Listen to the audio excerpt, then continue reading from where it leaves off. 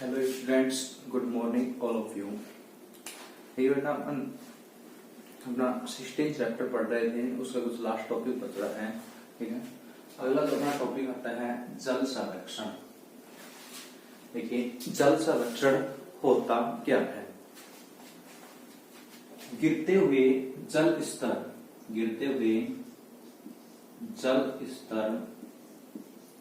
व पानी की कमी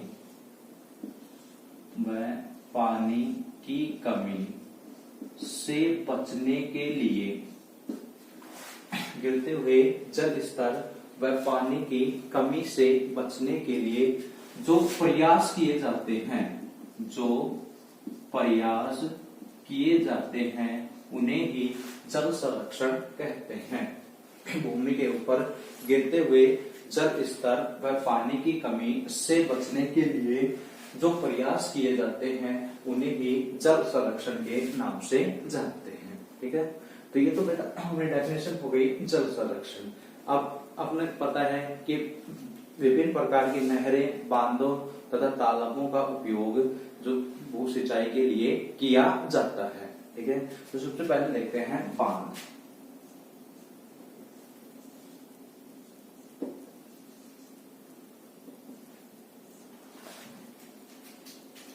देखिए बेटा, बांध है, बांधों के अंदर अत्यधिक मात्रा में या फिर अत्यधिक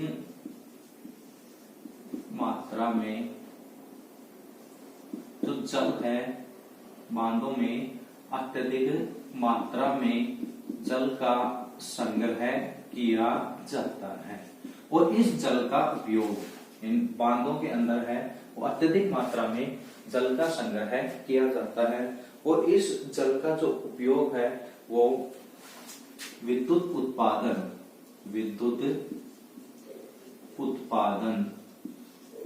व सिंचाई हेतु किया जाता है। ठीक है, बांधों के अंदर अत्यधिक मात्रा में जल का है संग्रह किया जाता है और जो बांधों के अंदर उपस्थित जो जल है इसका उपयोग विद्युत उत्पादन व सिंचाई के अंतर्गत किया जाता है। अतः हम कह सकते हैं जो बांधों का जो मुख्य उपयोग होता है वो विद्युत उत्पादन में तथा सिंचाई के विद्युत उत्पादन व सिंचाई के का उपयोग, सिंचाई के लिए बांधों का जो उपयोग है वो मुख्यतः किया जाता है। ठीक है, जैसे बात करें जो बांध है ये बड़ी बड़ी जो नदियां होती हैं, इन नदियों के जल प्रवाह को नियंत्रित करने के लिए बनाए जाते हैं। जैसे कि गंगा नदी है, इस गंगा नदी के ऊपर बना टीली बांध, लेकिन इन बांधों का भी लगातार विरोध हो रहा है क्योंकि इनकी ऊंचाई काफी अधिक होती है और काफी अधिक ऊंचाई होने के कारण इनका लगातार विरोध हो रहा है। और साथ ही इनका बांधों का उपयोग है सभी लोग ही नहीं ले पाते हैं, कुछ एक लोग ही इन बांधों का उपयोग ले पाते हैं। इनसे निकलने वाली जो नहरें होती हैं उन नहरों के आसपास के आसपास जिनके खेत होते हैं, जो क्षेत्र होते हैं, वो लोग ही उनका उपयोग कर पाते हैं। बाकी दूरस्थ खेत वाले जो लोग हैं वो उनका उपयोग नहीं कर पाते। इस कारण जो बांधों के निर्माण है, इसके बांधों के निर्माण का लगातार विरोध होता रहा है। जैसे बात करें नर्मदा बचाओ आंदोलन,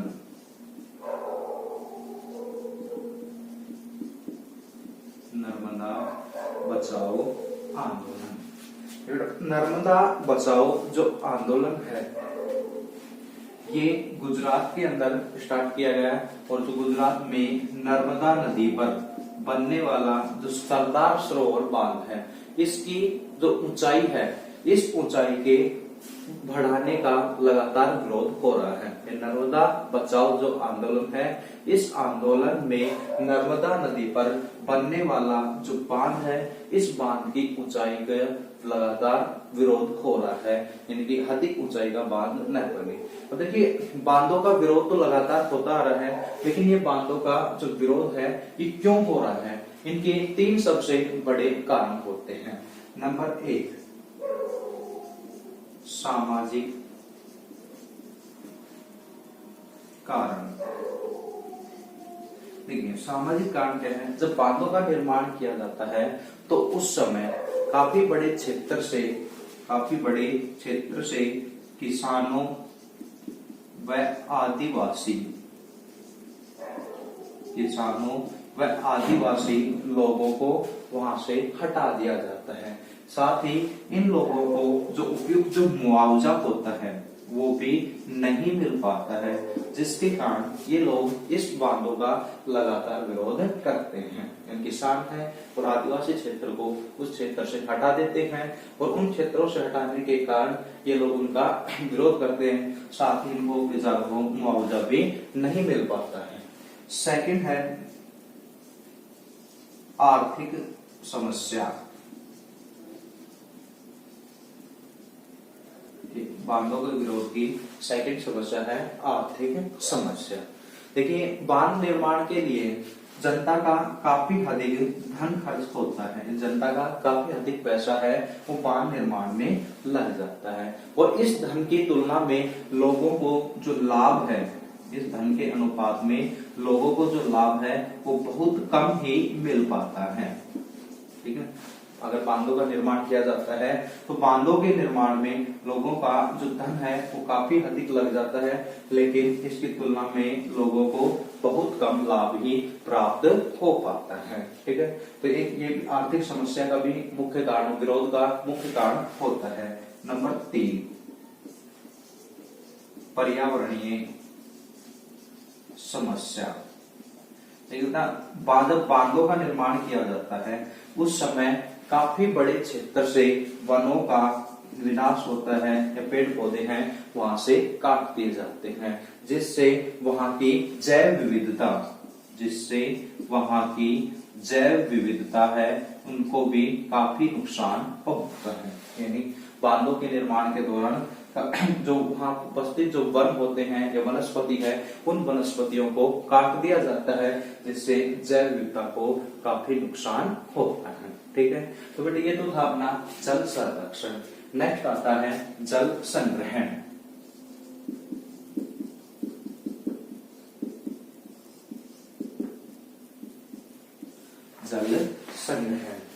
जल संग्रहण क्या होता है? देखो, तो जल संग्रहण के अंतर्गत इसमें क्या होता है? जो जल संग्रहण है, तो जल संग्रहण का जो सबसे मुख्य उद्देश्य है कि भूमि व जल के प्राकृतिक स्रोतों का विकास करना होता है। ठीक है, तो जल संग्रहण है, इस जल संग्रहण का जो उद्देश्य है, यानी कि किस उद्देश्य से जल संग्रहण का कार्य किया जाता है, वो होता है भूमि व जल के प्राकृतिक स्रोतों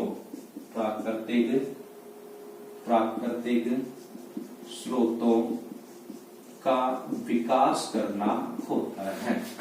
भूमि व जल के जो प्राकृतिक स्रोत होते हैं उन स्रोतों का विकास करना होता है, और प्राकृतिक स्रोतों के विकास से जो जल संग्रहण है वो बढ़ता है। ठीक है, अब जल संग्रहण है, इस जल संग्रहण भी का विभिन्न संरचनाएं हैं, उनके द्वारा जल संग्रहण अलग अलग क्षेत्र के अंदर किया जाता है। देखिए,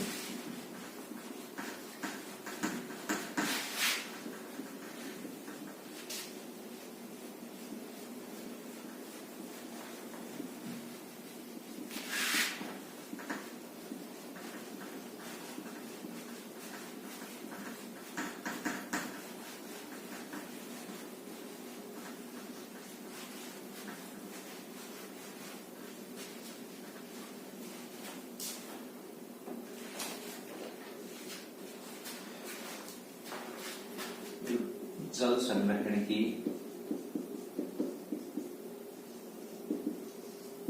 विभिन्न संरचनाएं या तकनीक भी बोलते हैं।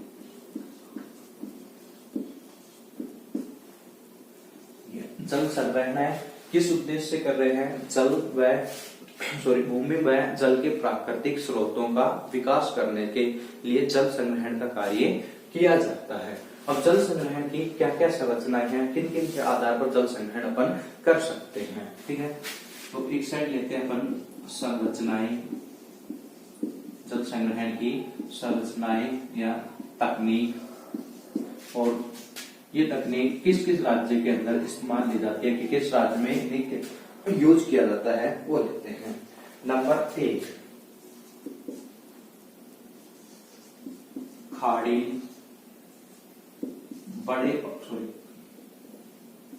खादी, बड़े पात्र व नाड़ी।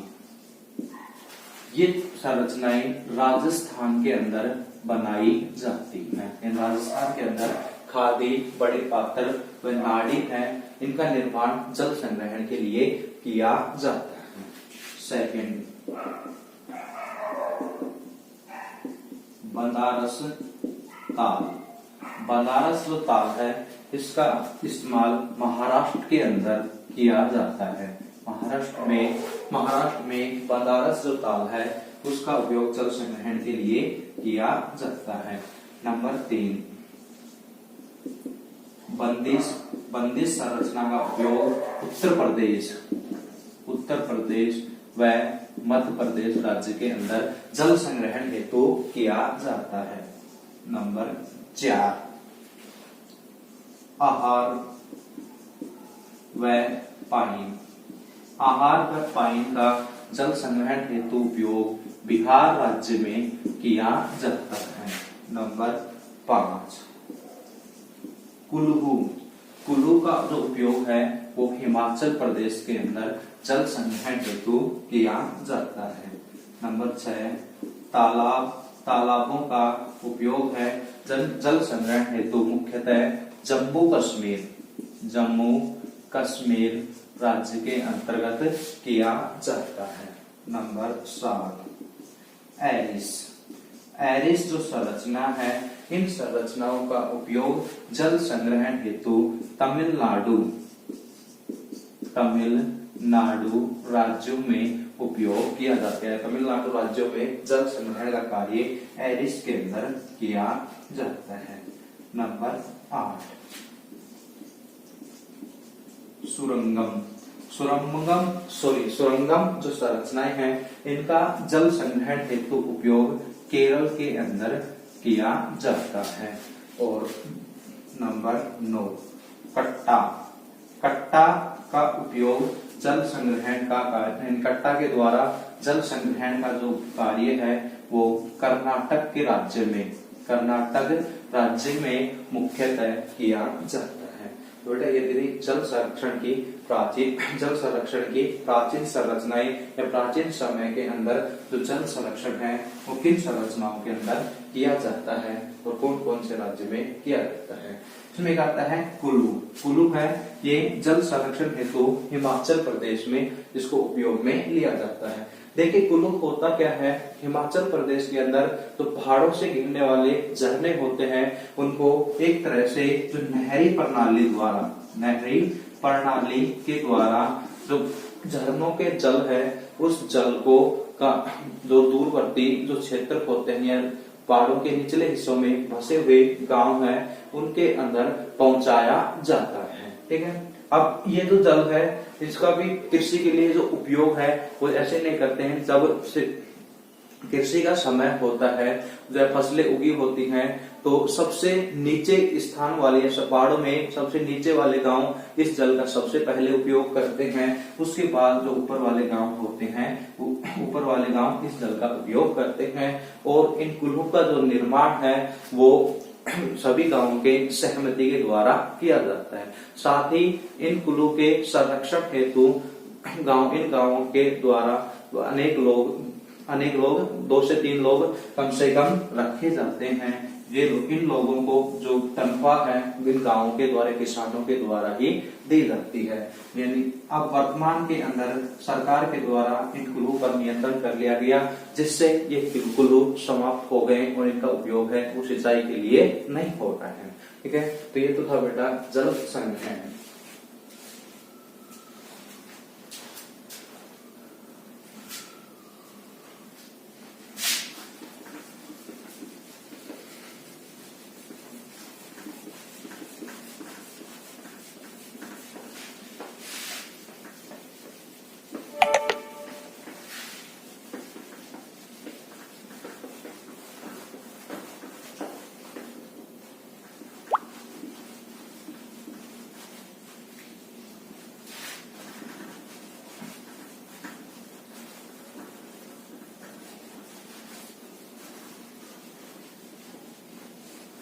नेक्स्ट आता है बोहम जल के फायदे।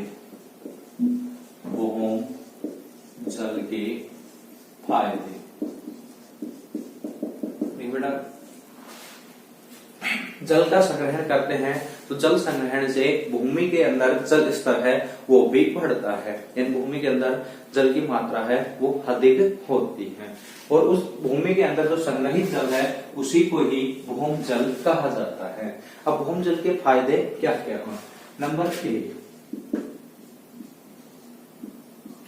सबसे पहला जो फायदा है भूम जल का, यह जल है यह वाष्पित नहीं होता है।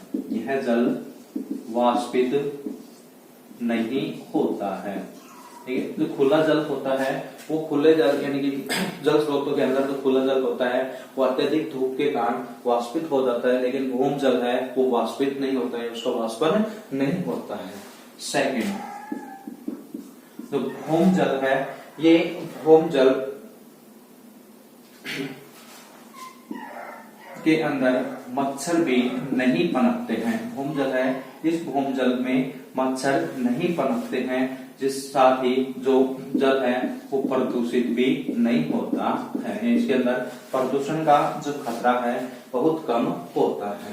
थर्ड, भूम जल है ये बड़े भूभागों या एक बड़े क्षेत्र के अंदर वनस्पतियों को, बड़े क्षेत्र में वनस्पति को नमी प्रदान करता है। भूम जल के द्वारा एक बड़े क्षेत्र के वनस्पति को नमी प्रदान करने का कार्य किया जाता है। एक तो ये जल वाष्पित नहीं होता है, सेकंड इनके अंदर मच्छर नहीं पनपते हैं और प्रदूषित भी नहीं होता है, और बड़े क्षेत्र की वनस्पति को नमी प्रदान करने का कार्य है वो भूम जल के द्वारा किया जाता है। फिर अपना नेक्स्ट टॉपिक आता है इस चैप्टर का सबसे लास्ट, कोयला एवं पेट्रोलियम। कोयला एवं पेट्रोलियम।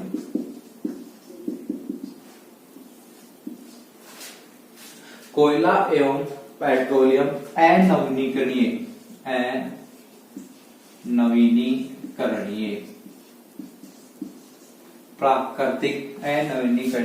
प्राकृतिक संसाधन होते हैं, तथा साथ ही इन्हें जीवाश्मीय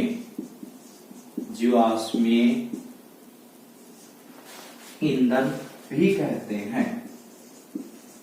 ठीक है, कोयला और पेट्रोलियम है ये अनवीनीकरणीय प्राकृतिक संसाधन होते हैं और इन्हें जीवाश्मीय ईंधन भी कहा जाता है। अनवीनीकरणीय का मतलब होता है एक बार उपयोग में लेने के बाद में ये उपयोग में नहीं आते हैं। तो कोयला व पेट्रोलियम अनवीनीकरणीय संसाधन होते हैं तथा इनको जीवाश्मीय ईंधन भी कहा जाता है। ठीक है, अब कोयला और पेट्रोलियम, कोयला व पेट्रोलियम का जो निर्माण है वो लाखों वर्ष पूर्व जीवों की जैव मात्रा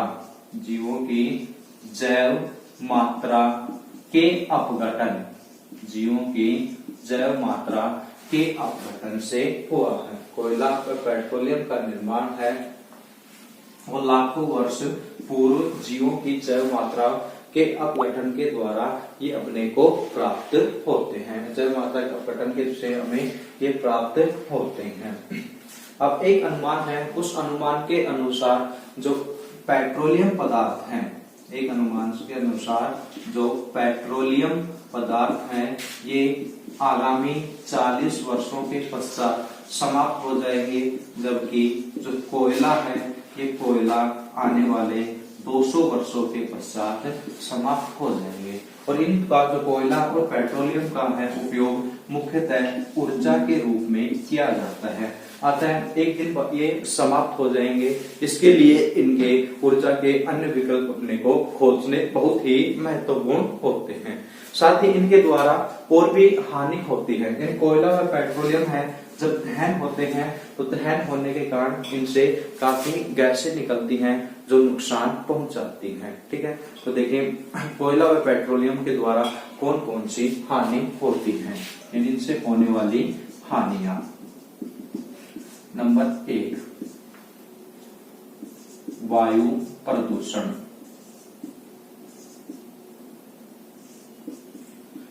जब कोयला व पेट्रोलियम का दहन होता है तो दहन होने के कारण इनसे अत्यधिक मात्रा में कार्बन मोनोऑक्साइड